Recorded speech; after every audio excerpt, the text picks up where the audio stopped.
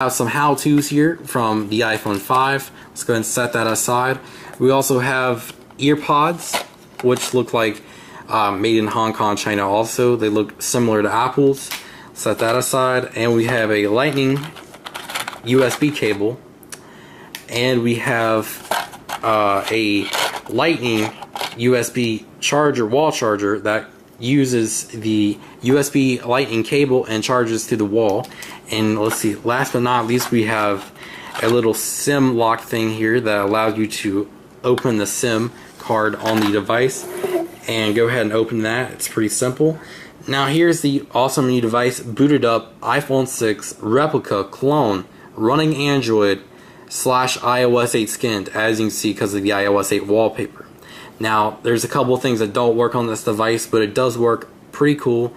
And let's see, camera works, and as you can see, we get the home screen, and it's a little bit laggy, but the control center works. All the toggles do work, like airplane mode, orientation lock, Wi-Fi, Bluetooth, cellular data, and other toggles. Now as you can see, when I click the flash button, I also can use flash, so that does work, and including all the toggles do work. So here's the clock application, world clock, and other things do work. So let's go ahead and open settings, go to general, and go to about.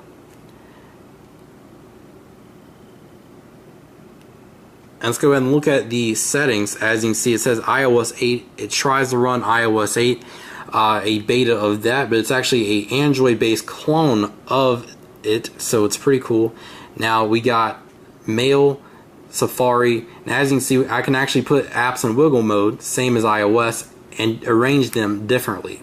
Now off the top of this, as you can see, the text is different, the boldness and everything, so you can tell a little bit it's Android based, since the YouTube app looks like YouTube on Android and everything like that. You have a file manager application from Android, and a couple of other applications like Cydia and other things, FM radio, that are used from Android.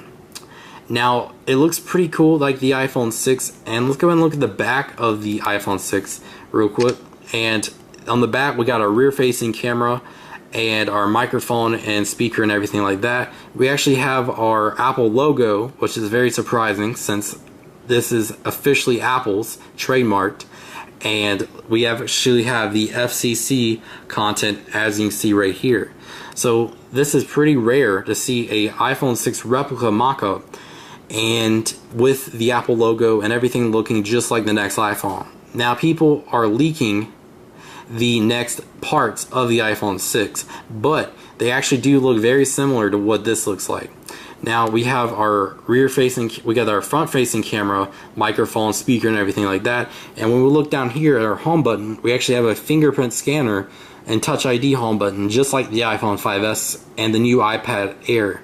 Except it doesn't actually recognize the fingerprint, but as you can see, it looks very much like the iPhone 5S one, and makes the device a lot more realistic, like the iPhone 6 will be.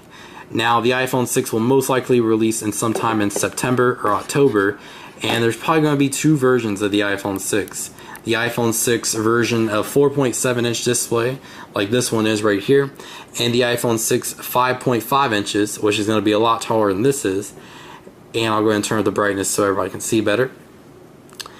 And it will look something like this running iOS, so as you can see, the icons and everything, it will look very, very, very similar. And let's go ahead and look at more of the toggles and everything with Control Center. So we got our toggles here that work just fine with orientation lock and everything. Now we have our automatic or auto brightness. When you go into lighter rooms, it actually lightens the device up, and you go in the darker rooms and it darkens the device. We have our sound right here that we can toggle, and I'm pretty sure our vibration, which we can toggle right here. It's a little bit laggy, so I do apologize for that.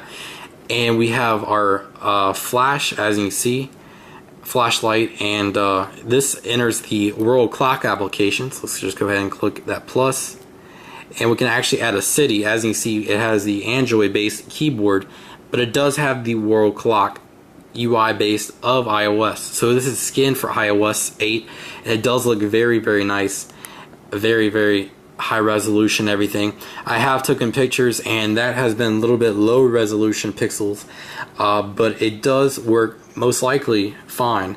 As you can see here, I've taken a picture or two of the lock screen and it looks just fine. And you can actually pop a SIM card in. As you can see on the side, we can pop a SIM card in, and when we do that, we can actually make calls, and I'll show the dialer in just a second. So on the side here, we get the home or the